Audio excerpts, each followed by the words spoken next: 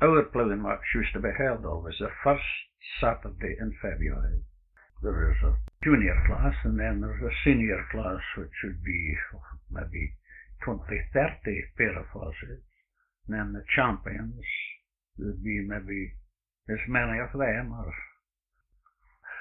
a lot of interest taken in it, and there was big crowds of folk came and watched it, you know. But you had to travel a long road sometimes to plough matches. I've seen us away in the middle of the night, horse and cart near plough, and lanterns, lights sticking on the side of your. There was no motor cars, you know, not many anyway, nor the breathalyzer. What's one of the games was in Coupar, in the boat race was always at Coupar at that time, the cobbles with the cobbles. That was good, you know, very good them. It was fit to go in for it, but I never went in for it. I always thought I wasn't big and powerful enough to go in for it, but I was a good puller, honestly. They always pull it, yeah, every year. It's around about it used to be about the third Saturday in June. It would maybe be about, depends who all went in. I've seen 6 and 7 boats in it. The first boat race ever I went to watch was when Rob Aiken, they called him, and Tom Johnson. They pulled it. What distance was it over? Oh, maybe a mile up the river and a mile back again, round the boy and down again, you see. It depends on the time of the tide. One year they would pull it up the water if the tide was against them, you see.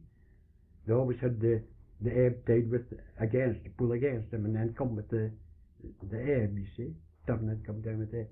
And then with the flood they pulled against tide and then come with the flood tide again, you see.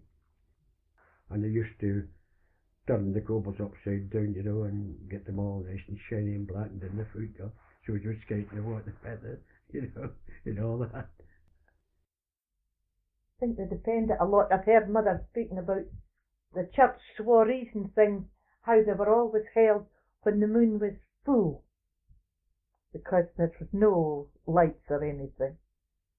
The church held these concerts where the locals, some of them would be singing and others reciting and things like that. A get-together for the church people, and that was called the soiree.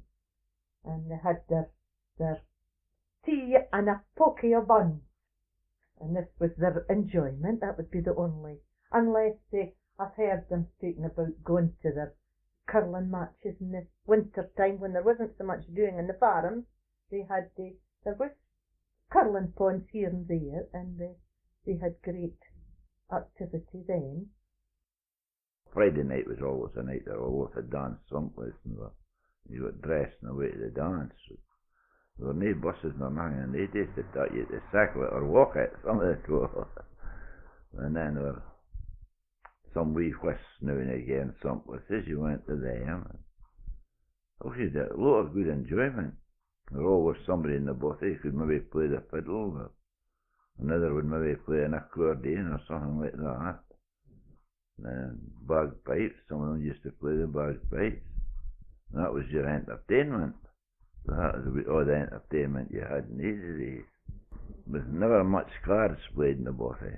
With a draft board, and used to play drafts, you know, and maybe, but the only time ever you played cards was maybe you went away to a whist, maybe a whist and a dance in some village hall, and you went away there for your night's entertainment, and you thought that was a good thing because you got your tea in, and not after before the dance started.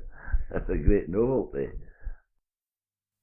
I'm not bland about myself, but it was a lot in demand, you can, to play at dances. Of course, with me having a trumpeter and a drummer and everything, you can, I had a fairly good band. A lot of good tunes in those days, you can. Cetaceans and quadrilles and all the kinds of dances we had to play.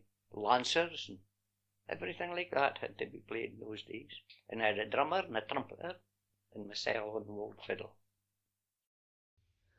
But lads, the clocks they be crocodile but leave ye.